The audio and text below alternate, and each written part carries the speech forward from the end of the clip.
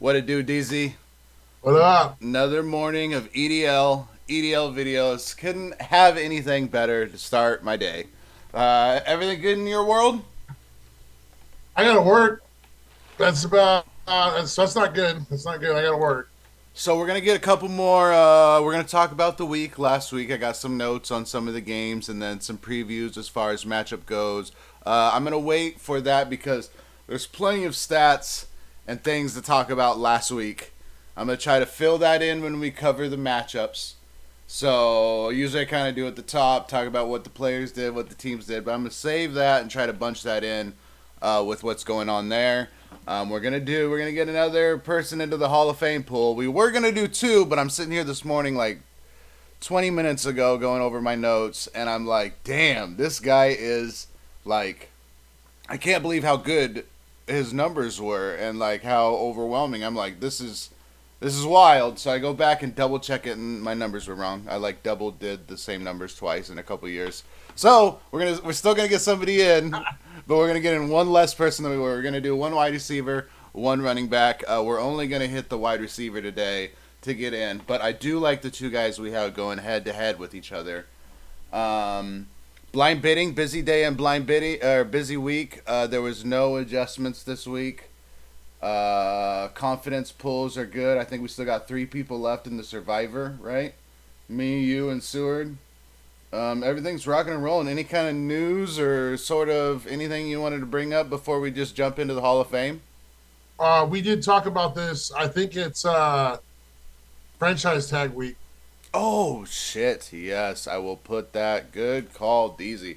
Franchise tag. If you have a franchise guy that's tagged before Monday night at midnight. So after this week is complete, week 6 is done. Monday night midnight. I'll put some reminders. Thank you. That was a good call. You have to extend your franchise tag by then, or he becomes a 1 year deal for the rest of this year, no matter what. So you're free to extend that guy. It just has to be done before Monday midnight. Legit, right? All right, cool, DZ. Let's get talking into the Hall of Fame. A little refresher if you're just now joining us for the first time. We voted in three receivers and three running backs. We have Julio To the Jones. pool. To the Yeah, pool. to the Right? pool, to the pool, Okay. to the Hall of Fame pool of players that we're going to select from at the end. We have Julio Jones, we have Calvin Johnson, and we have Stephon Diggs. On the running back side, we have Adrian Peterson, we have LaShawn McCoy, and we have Le'Veon Bell. Pretty good names. I like all those names. I think all of them worthy so far. Our two competitors we're going to today. Um, we have, man, I'm still trying to figure out what's the best way to kind of like go and transition throughout this.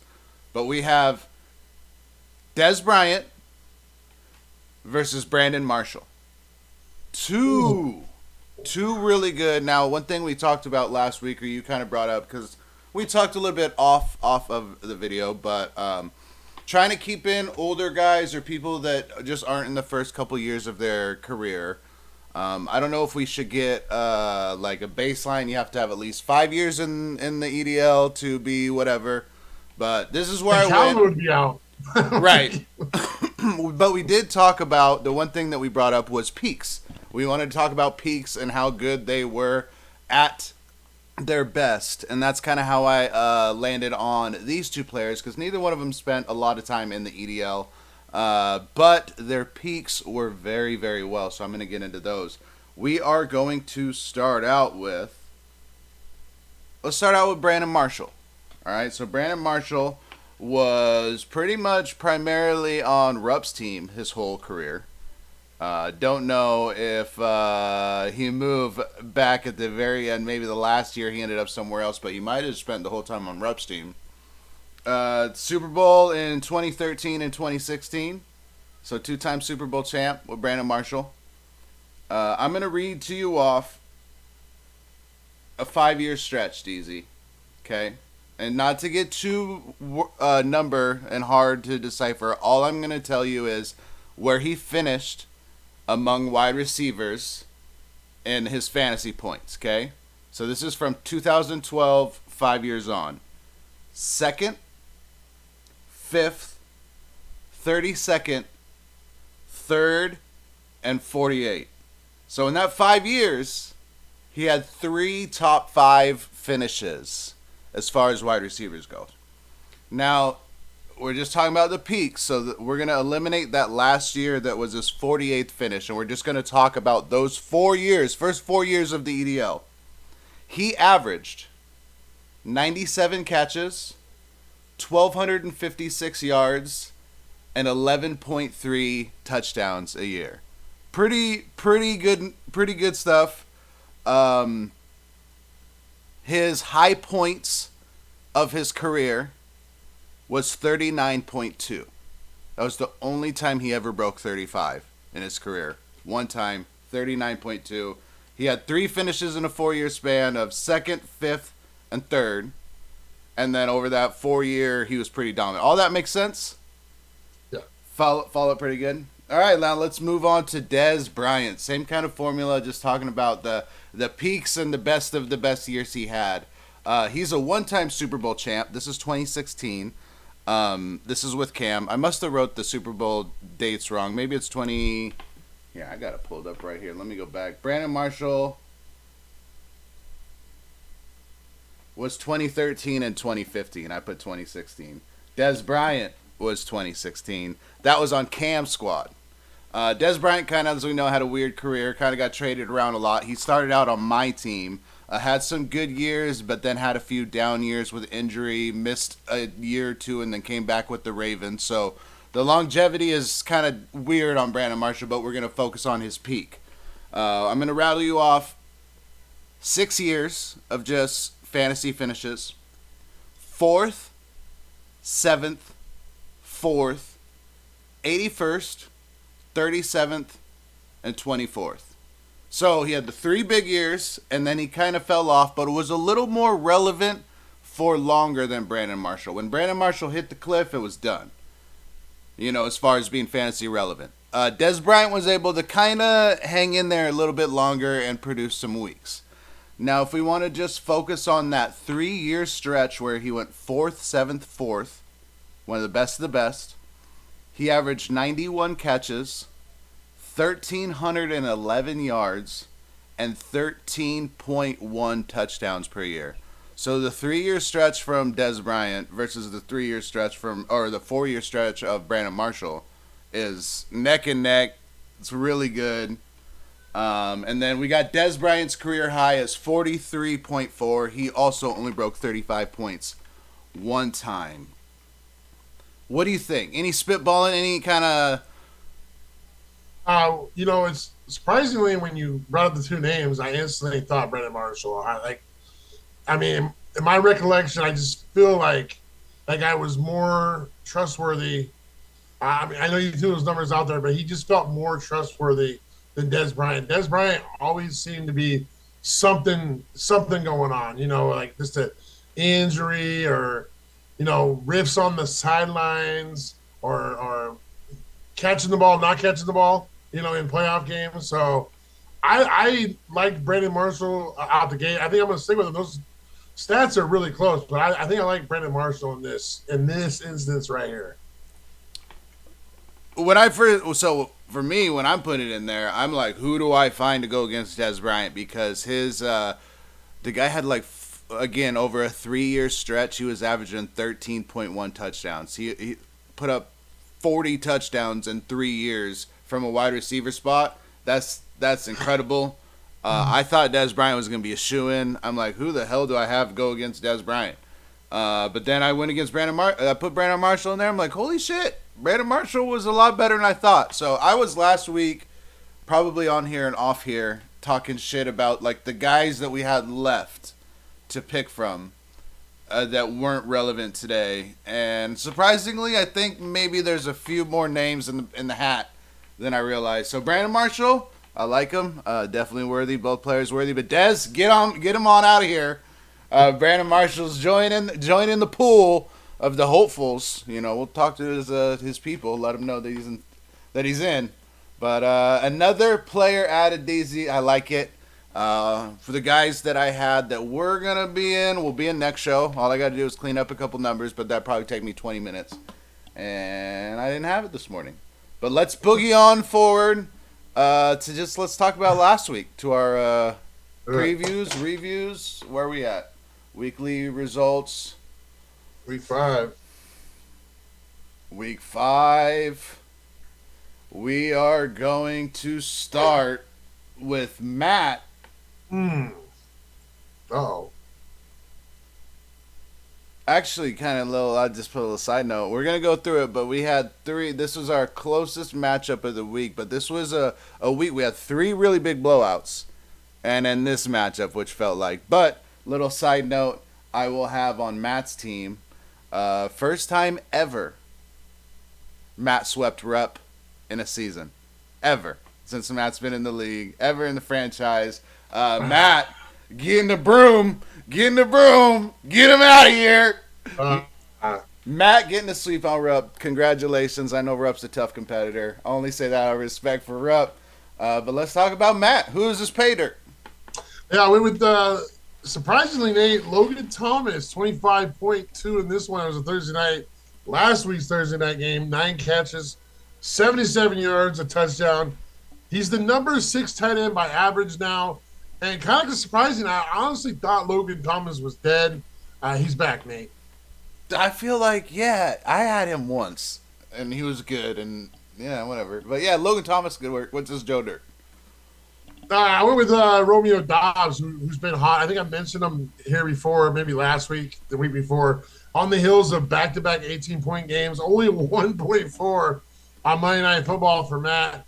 Almost cost him in this one. Rupp had a uphill battle on Monday night, almost pulled it off. Dobbs did not help out Matt at all in this one.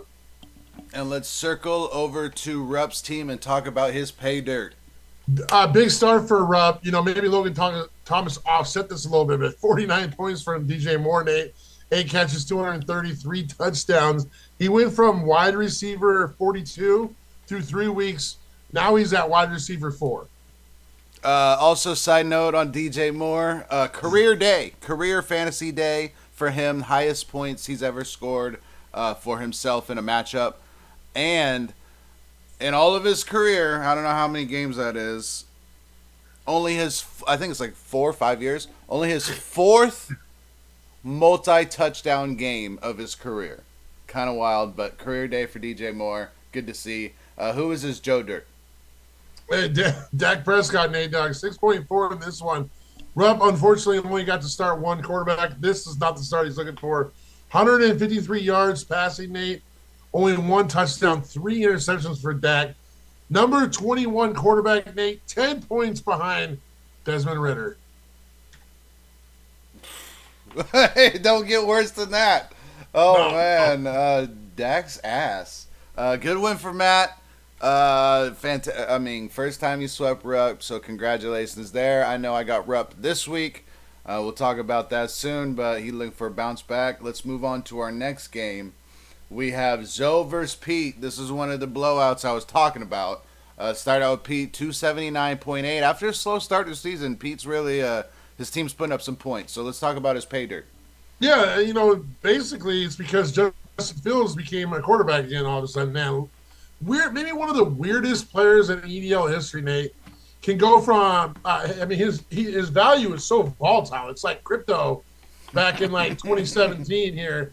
42.9 points on the night, Thursday Night Football here again. 282 points, 4 touchdowns, Nate Dogg.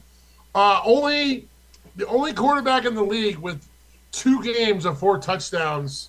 He's went from number 20 quarterback 2 weeks ago to number 3. Dude, I really like the crypto comment. He was the Bitcoin of fantasy football right there. Yes. Let's talk about his Joe Dirt. It's just unfortunate right here, but it's Justin Jefferson. 5.8 only in this game, got hurt, and now he's on IR. People talking shit about that Minnesota field turf, Nate Dogg. Field turf in general, I'm hearing that Minnesota has one of the worst types of field turf over their stadium. Bro, I saw, side note, I know I'm whatever, but the London games. Did you hear about the London field? So think stadium. You know, have the retractable roofs that goes and closes. They have a retractable floor, like a grass Yes. floor that goes under the stadium, and then when they want to have concerts and shit, blah blah. But it's real grass. It's not turf, but it's maintained grass on this movable floor. They put that grass under the stadium and brought out on the concrete. They just rolled out turf for the NFL players to play on. They had this top of the line stuff for soccer, and they chose not to use it. No way. Yep. So pretty crazy. Sucks for Justin Jefferson. And then I think we were even talking about in the chat, like, what if they lose 4 more games in a row and they just hang him up? You know, go for Caleb Williams. Like, I think we might see some teams do that. Let's look over to Zoe's team and his pay dirt. You know, I went with Bryce Young, Nate. 20. He was his highest scorer or second highest scorer of the week. 23.6. A lot of garbage time. Little Blake Bortles performance here, but look, he's the first of the big 3 rookies to throw for 3 touchdowns in one game. He did throw 2 picks, but I mean, at least you're seeing like not just a total defeat here. Like he could have just gave up against the Lions. He kept fighting 3 touchdowns late. I like it, Nate. And give me his Joe Dirt. This one was another one like Justin Jefferson. It's unfortunate. Anthony Richardson, only 3.9 in this one. And it's because he got hurt very, very, very early in this one. He was actually trying to slide, but he slid like an idiot, and then the dude landed on his shoulder. Nate Dogg, he'll probably be out for about a month or 2. Sucks because he might be fantasy gold. He really might be. Good win for Pete, getting back to the winning ways, starting the streak over. Now a couple weeks in on it. Moving on to our next game. We got me versus you, D's. This is another one of them blowouts. 268.7 to 147.2. Give me my pay dirt. Yeah, I went with a lot of choices here. Obviously, Tyreek's doing his thing. You got double digits up and down the motherfucking list here. I went with Cooper Kupp though, man. You made a great trade. Finally got hooked up with one. 19.8 points in this one. It was his first game of the season, and I think I saw Nate. He played like 95% of the snaps. No pitch count. Cooper's ready to go. Yeah, you don't know. We don't need him to get hurt again. He is up there. Give me my Joe Dirt. Yeah, it's pretty easy one. Jordan Love, Nate, 5.1 in this one. First 4 games, 19.2 or better. This one, not so much. 182 yards, 3 interceptions. Luckily for you, this game was never in doubt, so his Monday night performance didn't matter. Yep. Let's move on to your team and your pay dirt. Yeah, I went with Jaleel McLaughlin, 19.7, Nate, 9 carries, 68 yards, 3 catches, 21 yards. And a fun fact about my team, every single one of my pay dirts are no longer on my team. Traded him. Get him out of here. Give me your Joe Dirt. Are your Joe Dirt sticking?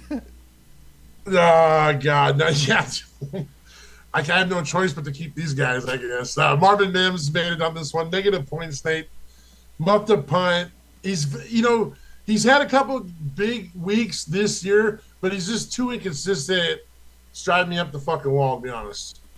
All right, I got the dub there. Moving on to our next matchup. We got Robbie versus Jerome. Jerome getting the win here, pulling off the split. I kind of mentioned it last. I wanted to see a split. But this is 2 teams that have been going back and forth every year. It seems like they're splitting. Really trying to jockey in the division standings. But Jerome getting it this week. Let's talk about his pay dirt. Yeah, this one's pretty easy right here. 52.2 points. Jamar Chase finally, Nate, getting it going this year. 15 catches, 192 yards, 3 touchdowns, 19 targets in this one. He went all the way from receiver 21 to number 4 receiver. So I said DJ Moore career day. My notes started out with DJ Moore and Jamar Chase career day, but to come to find out, this is not a career day from Jamar Chase. He's actually scored 55.6 once before. So this is his second game over 50 in his career, which is wild when I'm looking at Des Bryant and looking at Brandon Marshall in the same breath, seeing that they only broke 35 once and just by a few points. So Jamar Chase, wow. Yeah, real quick, I'd love to see I wonder what Justin Jefferson's best game is ever. Anyways, I just was curious if Yeah. he's getting up there in the 50s like Jamar. Let's go to his Joe Dirt. Ugly, ugly, ugly. Mac Jones, Nate. You thought Jordan Love was bad? Negative 1.8. Nate Dogg, this is the first quarterback since week 4 of 2021 that's thrown more than 20 passes in a game to go negative in EDL. Can you guess the other one? No. Davis Mills, minus 4.6 against the Bills, I think. I don't know how you found that, but awesome. Awesome stuff. Little research. Yeah, don't give it away. Whatever it was, don't give it away. So good. No, we got to go over to Robbie's team now. That was a good score for Jerome getting dub, but let's look at Robbie's and look at his Pater. You know, me and him made a trade before this last week. I gave him Evan Ingram. Big selling point was your tight end room sucks. Well, Dallas Gordon, Goddard, woke up in this one, Nate. 29.7, 8 catches, 117, 1 touchdown. In the first 4 weeks combined, Goddard combined for 28.1. Double up. That's a double up week. Give me his Joe Dirt. I'm going to go on a little bit of a rant here because I'm fucking so sick of hearing about Micah Parsons being the fucking, like, favorite for Defensive Player of the Year. It's not even fucking close no more, dude. 2.8 in this one, Nate. 3.1 last week. You combine that, you 5.9. TJ Watt averages that in one quarter this year. Every quarter he gets 5.9. That's pretty good. So Parsons is a joke. Actually, he's so overrated, bro. I'm sick of it. I'm sick of hearing about him. Wasn't it Parsons versus Spillane, maybe? Or like at the very, very end? Or I think Parsons had a shot here to come up big for Robbie. Well, yeah, Parsons shit the bed on Sunday Night Football. And then Spillane had like 2 picks on Monday night that made Jerome run away with it. And I think Jerome had a stat correction that he went down in points too. Good win for Jerome, getting the split over Robbie. 2 teams going back and forth throughout the past couple years. Moving on to our next one, we see one of our undefeated teams take a little hit to the armor a little bit. But Casey coming up with a big win here. 254.6 to 229.6. I don't know if I said that right. Casey, let's talk about his pay dirt. Hey, Joe Burrow, man. 46 attempts, 317 yards, 3 touchdowns, 29.5 points for this guy. Big game, and if you I didn't watch the whole game, but I did see a part where the guy was scrambling around and actually jumped over a dude. It looks like that calf's fine. I'm confused on what's going on here. Looked healthy on that play. Showed that he was healthy in this game. Huge get-right game for Joe Burrow and the Bengals. Seems like if you just throw the ball to Jamar True. Chase, it usually works out pretty good. Joe Burrow, dude, if he gets Joe Burrow too playing well, Casey's as good as anybody. You know, he might not be as deep as all the teams, but he's as good as anybody. Give me his Joe Dirt. You know, I went with Tony Pollard. You know, a lot of hoopla to start the year. 10 points in this one. It was against a tough Niners team, but the last 2 weeks he's fallen from number 3 RB to number 11. Yeah, just kind of maybe a little struggles here with Tony Pollard. Maybe it's because Dak is ass. I don't know which one it is. And then let's move on to the Birds team, getting his first loss of the year. But who was his pay dirt that he can still count on? I went with Josh Allen. There wasn't a lot to really look at here. Everything was pretty gross. 32.2 points in this one. Josh Allen, really good season so far this year, Nate. He's only a solo tackle behind Patrick Mahomes. Right now is the best quarterback in the league. But if Patrick Mahomes played last night, so he's 1 game behind Patrick Mahomes.